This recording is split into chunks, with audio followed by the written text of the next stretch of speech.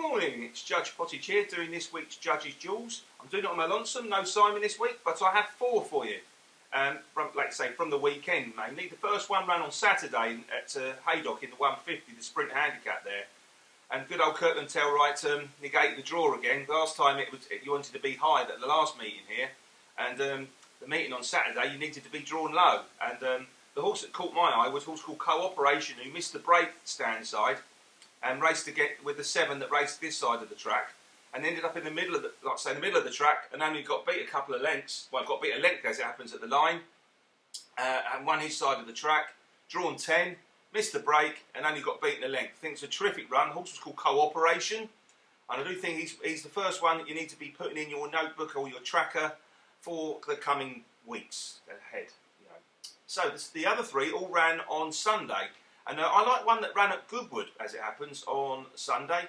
It was in the 135, the 7 furlong handicap there. And the horse was called Makina.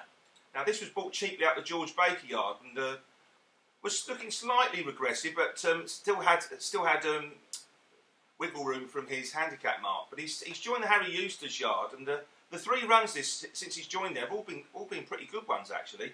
He wasn't beaten far at Ascot by Coco Bear, and then next time out ran a cracker at York. He was 4th of 19 to Dr. Khan Jr. And that form's been franked since. So I thought he had pretty much a half sensible chance on Sunday. But once again, he was involved in a slowly run race and he was held up near the back. And that was no good to him at all. This horse I can see running really well when it gets a pace to run at. But it hasn't really had the ideal setup apart from at York, where he was 4th of 19 in a better graded race. This horse now slipped down to a mark of 78, and I do think this one can pop up anytime soon. So he's the second one for you, Makina. So moving on to the Sky Bet series. I quite like these races. They're good prize money, and you get decent quality racing for the grade.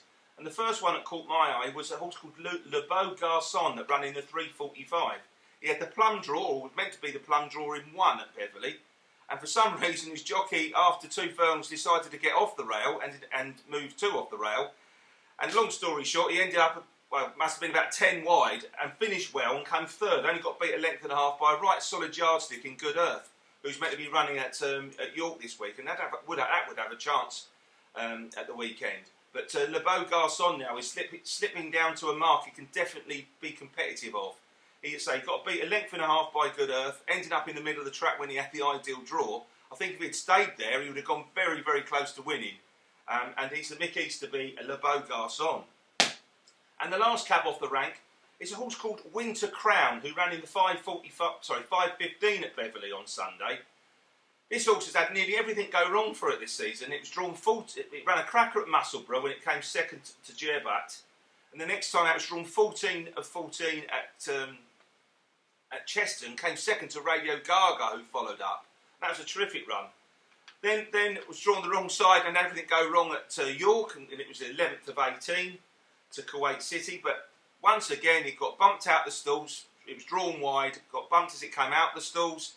Looked like he was going to be well beaten and stayed on really strongly. He was only beaten a length and a half, length and 3/4 by another bar who was drawn up the far side in 2, I think. This horse is definitely live for its next 2 or 3 starts, and I do think he's definitely one to be with, Winter Crown. So that's your 4 selections for the week. Good luck for the week ahead. Be lucky and find them winners.